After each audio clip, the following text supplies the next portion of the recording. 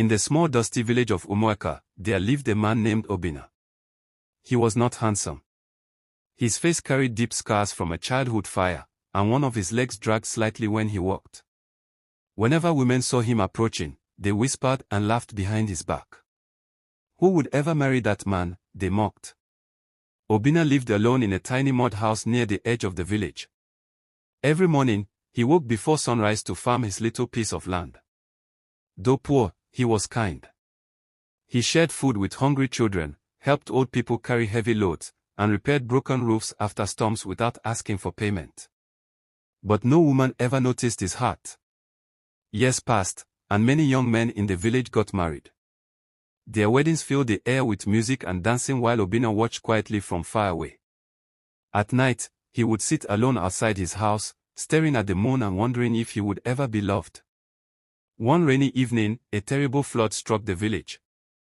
Water rushed through homes, destroying farms and trapping families inside their houses. People screamed in fear as the river overflowed.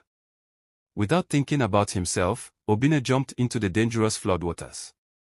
He carried crying children on his back, rescued elderly villagers, and even broke through a collapsing wall to save a young woman named Adiz and her sick mother.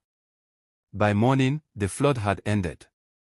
The villagers stood silently as they watched Obinna, exhausted and covered in mud, helping others even after risking his life.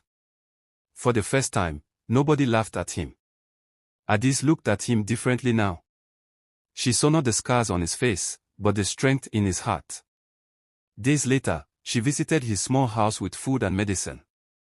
They talked for hours, and slowly friendship turned into love.